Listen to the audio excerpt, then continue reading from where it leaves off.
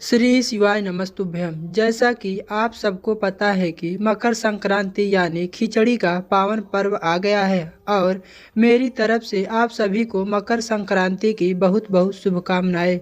जितने भी माँ इस वीडियो को देख रही हैं, आपको अपने बच्चे के लिए गुरुजी द्वारा बताए गए खिचड़ी के पर्व की इस विशेष उपाय को जरूर करना चाहिए। जैसा कि आप सभी जानते हैं, गुरुजी ने मकर संक्रांति के लगभग 15 से 20 उपाय बताए हैं। सभी उपाय विशेष है और जो कि साल में सिर्फ और सिर्फ एक दिन मतलब मकर संक्रांति के दिन ही करने होते हैं। हम रोज 2 से 3 उपाय आपको बताते जाएंगे ताकि मकर संक्रांति तक वे सभी उपाय हम आपको बता दें और साल में एक दिन यानी मकर संक्रांति के दिन इन उपाय को आप करके इसका लाभ पूरे साल ले सके। 15 जनवरी यानी मकर संक्रांति वाले दिन गुरुजी पंडित प्रदीप जी मिश्रा के बताए उपाय को करके वर्ष भर आप उनका लाभ प्राप्त कर सकते हैं। गुरुजी कहते हैं कि इस उपाय को आपको तभी करना चाहिए जब सूर्य मकर में उत्तरायण आ जाता है, उसके बाद करने होते हैं। अब हम आपको इस वर्ष 2024 में भी मकर संक्रांति के 1-2 दिन पहले ही वीडियो बनाकर बता देंगे, जानकारी दे देंगे कि सूर्य कब मकर में उत्तरायण हो रहा है, ताकि आप भी उस समय के बाद यह उपाय करके पूरा लाभ प्राप्त कर सके। आज के वीडियो में हम आपको गुरुजी द्वारा बताए गए 3 महा उपाय को बताएंगे जो कि आपको मकर संक्रांति के दिन करना है।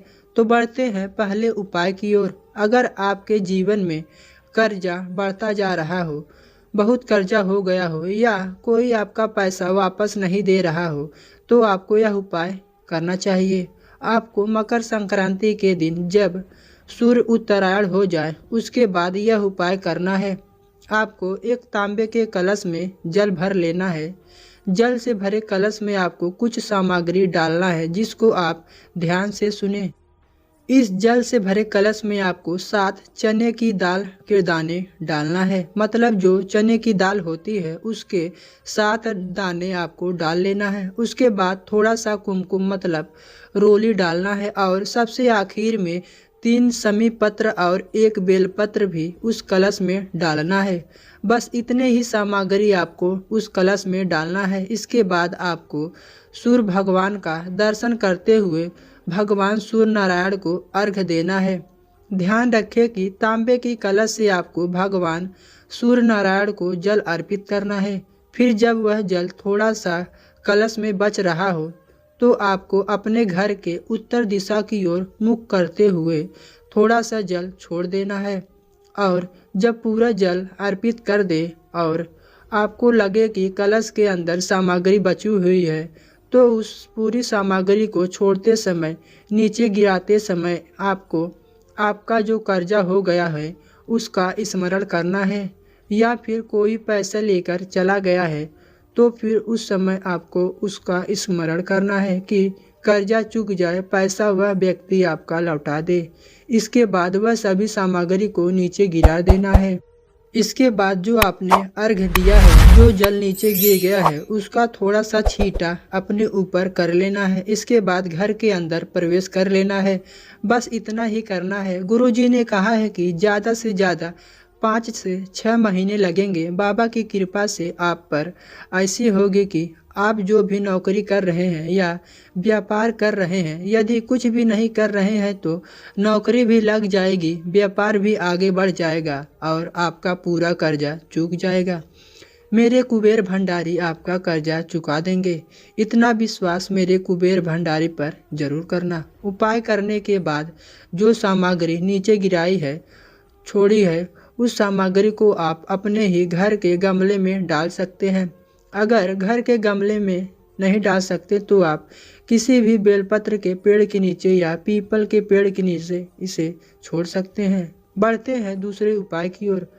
जिनका शरीर दुखता हो, मतलब हाथ पैर में शरीर में कंपन होती है, तो आपको इस विशेष उपाय को मकर संक्रांति के दिन करना है।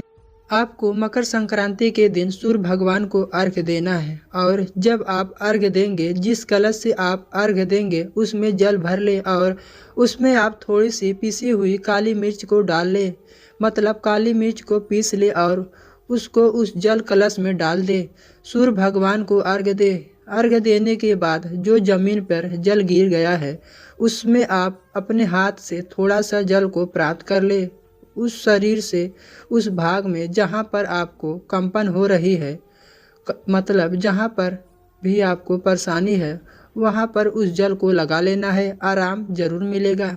और अगर कोई ऐसा है, कोई बीमार है, रोगी है जिसका बाईपास सर्जरी को डॉक्टर ने बोल दिया है या फिर नस चौक हो गई हो तो उस जगह भी आप इस जल को लगाकर लाभ प्राप्त कर सकते हैं।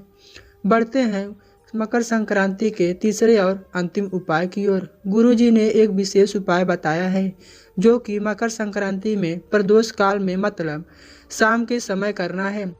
अगर आप प्रदोष काल का समय नहीं जानते हैं तो हम आपको बता दें, सूर्यास्त के पहले 45 मिनट का समय और सूर्यास्त के बाद 45 मिनट का समय, जो यह 1.5 घंटे का समय होता है, इसी को प्रदोष काल का समय कहते हैं।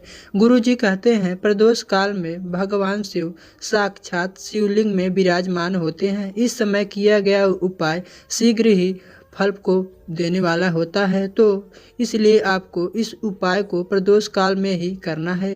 आपको शाम के समय एक विशेष उपाय करना है। अगर आपके घर का कोई बच्चा है जो पलंग में गंदगी कर देता है, गीला कर देता है, रात्रि को उठकर चिड़चिड़ करता हो, रात भर सोता नहीं हो और रात भर रोता हो, तो आपको यह विशेष उपाय जरूर करना चाहिए। आपको गुड़ को पानी में मिलाकर अपने हाथ से शिवलिंग पर लेपन करना है। गुड़ वाले जल का आपको शिवलिंग पर लेपन करना है। इसके बाद जिन हाथों से आपने शिवलिंग पर लेपन किया है, आपके हाथ में भी थोड़ा सा गुड़ लग ही जाएगा, यह तो निश्चित है। यही अपने हाथ का जो गुड़ हो उस बच्चे को चटा देना है। बस इतना ही आपको करना है। गुड़ का लेपन करने के बाद एक कलश साफ जल शिवलिंग के ऊपर आपको जरूर अर्पित करना चाहिए। मकर संक्रांति के उपाय की श्रृंखला में यह पहला वीडियो है, जल्द ही दूसरा भाग आएगा। अगर आपको मेरे द्वारा दी गई जानकारी उपयोगी लगी हो और उपाय से संबंधित कोई प्रश्न हो तो कमेंट में पूछ सकते हैं। इस वीडियो को लाइक करके कमेंट में हर हर महादेव लिखना ना भूले। श्री शिवाय नमस्तुभ्यम। हर हर महादेव।